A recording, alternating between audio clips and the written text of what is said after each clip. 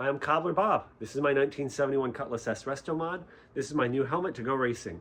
Today's project is to turn this dull, boring helmet from this into this. Okay, so let's go.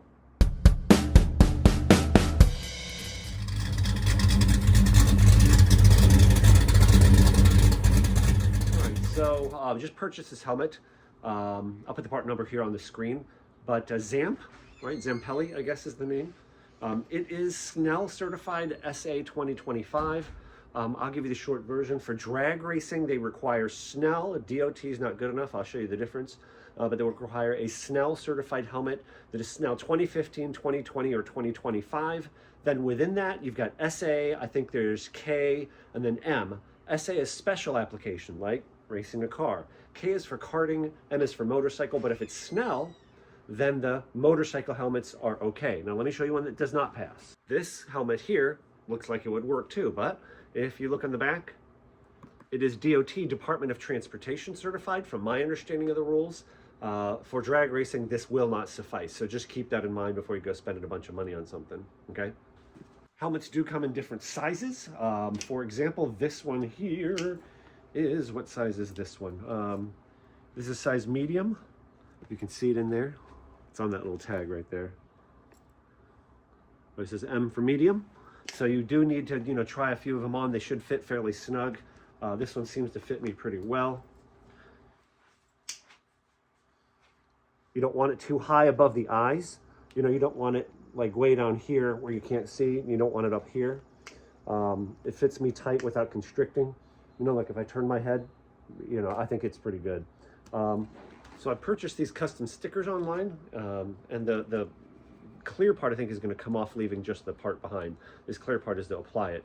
So isn't that kind of cool? YouTube logo, Cobbler Bob, I've got a few of them. I think what I'm going to do is I'm going to place one of these across each side, something like that, and one over here, right? Because there's that, you see that, what do you call this? Crease kind of thing. That'll go there, one on each side. And I laid out some color schemes. I had ChatGPT make me some color schemes. I already took off the visor. And I'll show you those here. So I don't know how complicated I can get, but I do have leftover paint from painting this car, that same cranberry paint. So I think I'm going to accent this with cranberry, maybe make a little pinstriping on it, add those stickers, keep it simple, and I think it'll look a lot nicer. First step, I was debating between 400 and 600, but I'm going to use 400 sandpaper. And I don't know if I'm going to sand the whole thing. I don't know how crazy I want to get with it, because you really want to do it right. Getting under these things, I probably will have to wind up clearing the whole thing. So this is going to be kind of difficult. I don't want to take this thing completely apart. And some of these things, like plugs, should come out. I think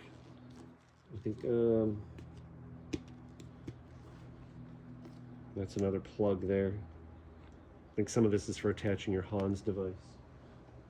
I already took off the things to pull the visor off. I've got the visor over here wrapped up so it doesn't get paint on it. I'm gonna go ahead and start scuffing it down.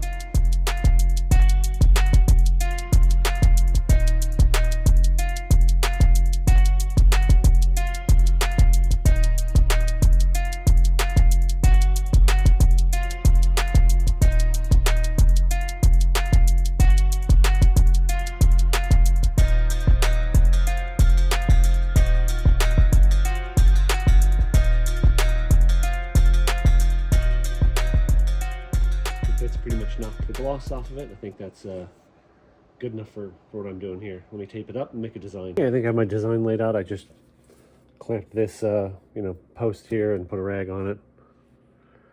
Just following the character lines. Got that over, keeping that part blank because of all the fasteners. I don't want to, And I'm just debating. I think I should probably primer it. Just debating on which primer to use, but I think that's going to be good to go.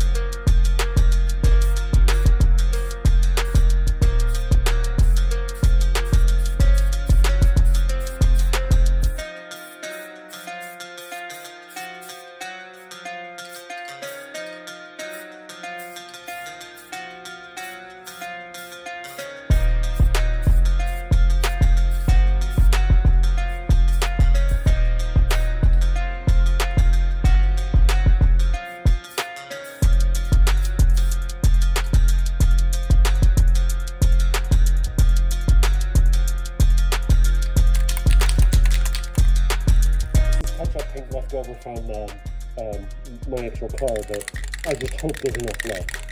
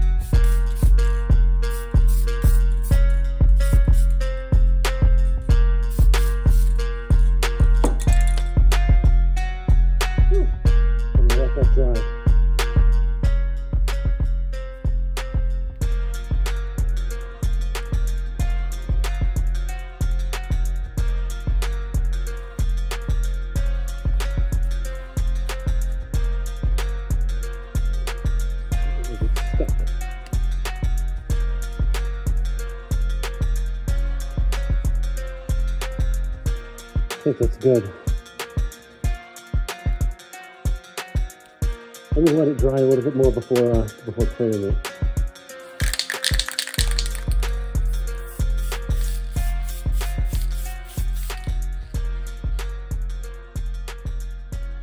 You know what?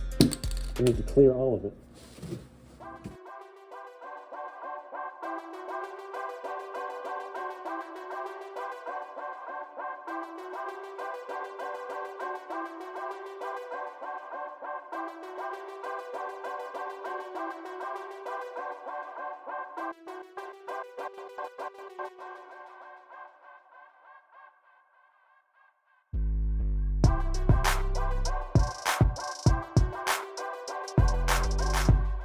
It's not perfect. I got a big run there. I don't know if you can see it. I'll have to sand that out or something, or sand it and hit it one more time.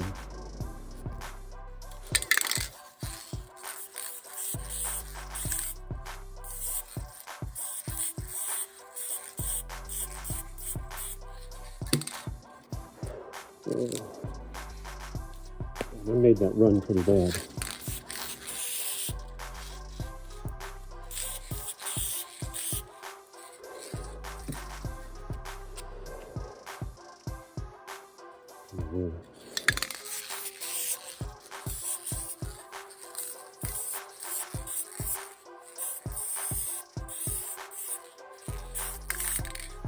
Make sure there's enough of that to sand it out. Oh my god, that's bad. I suck at cleaning. I need to get better.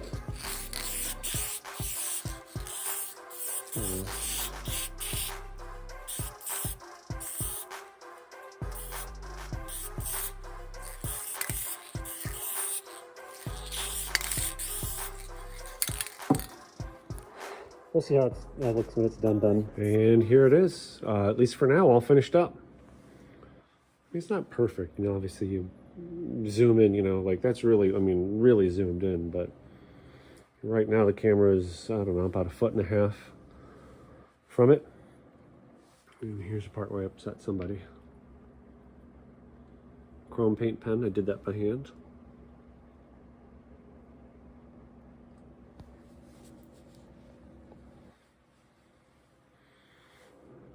Got Rich McKenna's business there, Cyclone Transmission in Canton. Awesome human being, awesome business, killer transmissions. And, you know, just put a few stickers on that I had in my box of, you know, companies' parts I like and use. How do you like that? I thought that came out pretty good because, see, there's this character line here. So I went with that.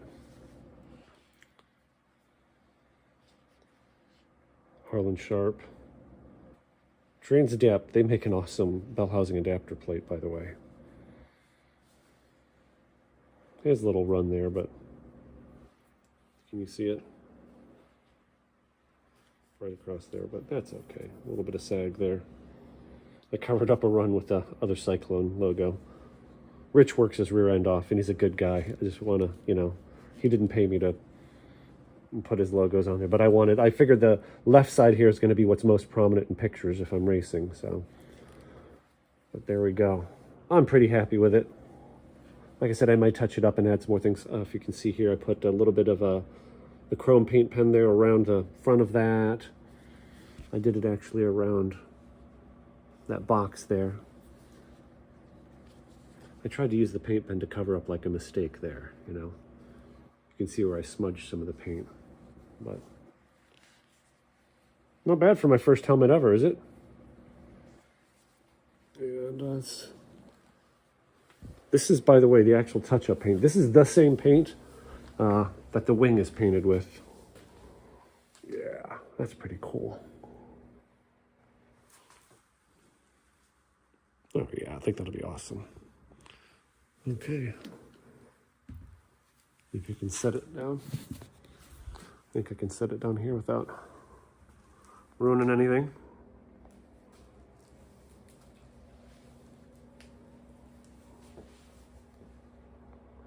There we go. So I believe the class that this beast is going to be racing in is the sportsman class. And there's two classes. What I'm kind of hoping I'm going to fit into is, this sounds dumb, but the slower one, which is 1150 to 1399 quarter mile, or 750 to 859 in the 8th mile. I'm not gonna go over everything, but a couple of the things that hit, you know, or affect my car. Drive shaft loop is mandatory in any vehicle which uses racing slicks. Well, I'm technically not using racing slicks, so I technically don't need one.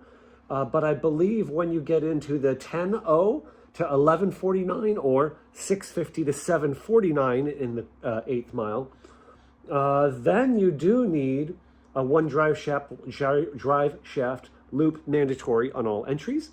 And I do have a nice drive shaft loop on this car. I'll cut in a picture of it here. Again, in the slower class, 1150 helmet, I already went over that. SN, SAM, or K 2015 are mandatory. That's Snell. One working taillight. Okay, great. Minimum 85-inch wheelbase, yes. Windows must be closed during the competition. Headers permitted. Engine must remain in a neutral safety. So that's pretty basic. But when you get to the when you get to 1149 or 749 in the 8th, then you also need a fire extinguisher, which I think is a really good idea anyway. So I do have a fire extinguisher in the car. It's not mounted yet. I'll show you that real quick. Let me turn the camera around. So this is pretty nice. I've got the bracket from Summit. I think I'm going to mount it right about there in front of the passenger seat. And basically this knob, you pull this knob, and I'm doing this one-handed. You pull this knob, and then that lets this whole thing come apart, basically. If I can do it one-handed. It's really easy to do when the base is actually mounted to something. See? And then it just slides apart. So this base obviously would stay bolted to the floor. So it would be like right about there. So fire extinguisher, so if I go a little bit faster, I've already got that.